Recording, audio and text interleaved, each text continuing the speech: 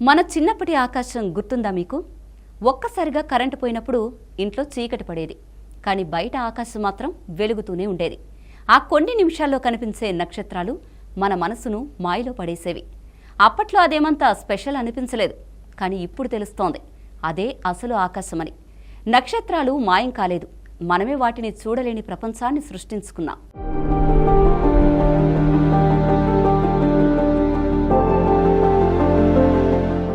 ఇప్పటి నగరాల్లో రాత్రి ఆకాశం నల్లగా ఉండదు. బదులుగా ఒక నారింజ రంగు పొగమంచులా కనిపిస్తుంది. మన స్ట్రీట్ లైట్లు, బిల్డింగ్లు, హోర్డింగ్లు అన్నీ కలిసి ఆకాశాన్ని వెలిగిస్తున్నాయి. కానీ ఆ వెలుగు మనకు ఉపయోగపడడం కంటే మన ఆకాశాన్నే నాశనం చేస్తోంది. ఢిల్లీ, ముంబై లాంటి నగరాల్లో చాలా ప్రకాశవంతమైన కొన్ని నక్షత్రాలు తప్ప మిగతావి కనిపించవు. మిల్కీవే అంటే ఏంటో చాలా మందికి తెలియదు. చిన్నపిల్లలకైతే అది కేవలం పుస్తకాల్లో ఉన్న ఫోటో మాత్రమే.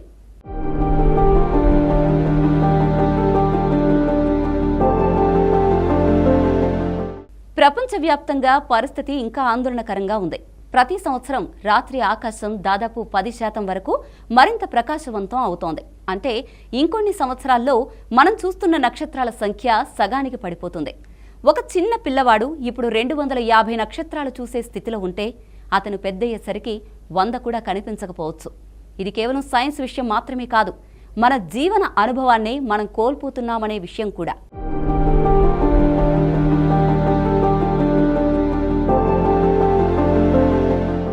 అయితే భారత్లో కొన్ని ప్రదేశాలు ఇంకా ఆశను నిలబెడుతున్నాయి.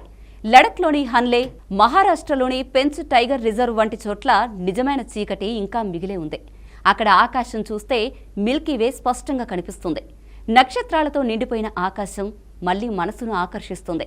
కానీ ఈ డార్క్ స్కై ప్రాంతాల బయటకు వెళ్లగానే మళ్లీ అదే లైట్ పొల్యూషన్ కనిపిస్తుంది. ఎందుకంటే దేశవ్యాప్తంగా దీన్ని నియంత్రించే స్పష్టమైన పాలసీ ఇంకా లేదు.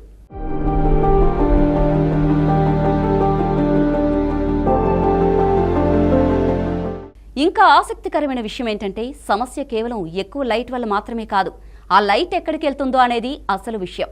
మన స్ట్రీట్ లైట్లు ఎక్కువగా పైకి వెలుతురు పంపుతున్నాయి. అది ఆకాశంలోకి వెళ్లి తిరిగి ప్రతిఫలిస్తోంది.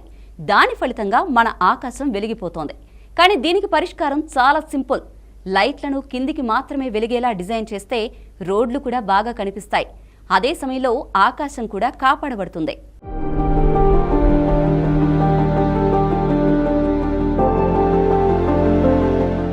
ఈ సమస్య ప్రభావం కేవలం నక్షత్రాలకే పరిమితం కాదు.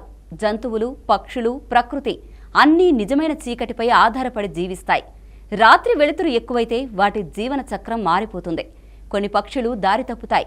కొన్ని జంతువులు ఆహారం కోసం బయటకు రావడాన్ని తగ్గించుకుంటాయి. అంటే మనం వేసిన లైట్లు ప్రకృతిని కూడా నిశ్శబ్దంగా మార్చేస్తున్నాయి. అత్యంత బాధాకరమైన విషయం ఏంటంటే మన పిల్లలు అసలు ఆకాశం ఎలా ఉంటుందో చూడకుండానే పెరుగుతున్నారు. వాళ్ళకు నక్షత్రాలంటే ఫోన్ స్క్రీన్లో లేదా పుస్తకాల్లో చూసేవి మాత్రమే. ఒకప్పుడు మనం చూసిన ఆకాశం వాళ్లకు ఒక కథలా మారిపోతోంది. మనం చిన్నప్పుడు అనుభవించిన ఆ మాయ వాళ్లకు తెలియకుండానే పోతోంది.